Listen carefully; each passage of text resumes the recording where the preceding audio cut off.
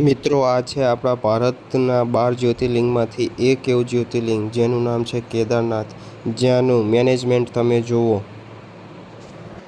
આ લાઠીચાર્જ થયા પછી આ ભાઈ જુઓ કેદારનાથ અને કેદારનાથના મેનેજમેન્ટ વિશે શું કહી રહ્યા છે.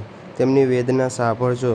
આનો આખો વિડીયો હું તમને દેખાડી રહ્યો છું, તો ચેનલને લાઈક કરજો અને સબસ્ક્રાઈબ કરજો. આ વિડીયો વધુમાં વધુ શેર કરજો.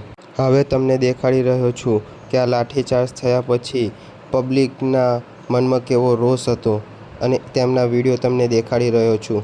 केदारनाथ कभी मत आना, इधर आके कोई मतलब नहीं है। बच्चा ना 11 घंटा मैं सिक्योरिटी गार्ड कर रहा था, ठीक है। लकड़ी से मार रहे हैं यहाँ पे। भगवान सही जगह पे है, मैनेजमेंट बकवास है। आना मत यहाँ पे कभी।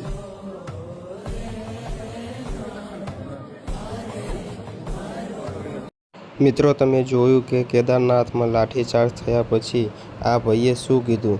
એમના દીકરા પર, જે કે હજી 10-12 વર્ષનો જ દેખાઈ રહ્યો છે વિડીયોમાં, તેના પર પણ લાઠીચાર્જ કરવામાં આવ્યો. આ મેનેજમેન્ટ વિશે તમે શું કહેશો? એક કોમેન્ટ કરો, જલ્દીથી એક કોમેન્ટ. અને આ બીજું જ્યોતિર્લિંગ છે બૈદ્યનાથ ધામ, જ્યાં આગળની તમે આ વ્યવસ્થા જુઓ. જ્યાં આગળ દર્શન કરવા આવેલા દર્શનાર્થીને એક સેકન્ડ પણ ઊભા રહેવામાં નથી આવતા. એક સેકન્ડ પણ આમને દર્શન કરવા નથી દેતા અને આવી રીતના ધક્કા મારી મારીને કાઢી મેલે છે. ભારતની સરકાર શું કરી રહી છે એના વિશે તમે એક કોમેન્ટ કરો. આવી રીતના જ ચાલતું રહેશે તો વિશ્વાસ ક્યાંથી રહેશે?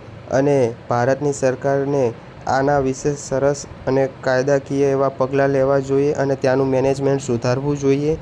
હું કહું તો ત્યાંનું જે અત્યારે મેનેજમેન્ટ છે આ તો આખું બદલી જ દેવું જોઈએ. હજારો કિલોમીટરથી લોકો દર્શન કરવા માટે જાય છે અને આવી રીતના ધક્કા મારીને કાઢી મેલે છે, અથવા વધારે ભીડ થાય તો તેમને લાઠીચાર્જ કરે છે અને તે લાઠીચાર્જમાં નાના નાના છોકરાઓ, વડીલો, જે ઘરડા લોકો છે એમને ઈજા થાય છે.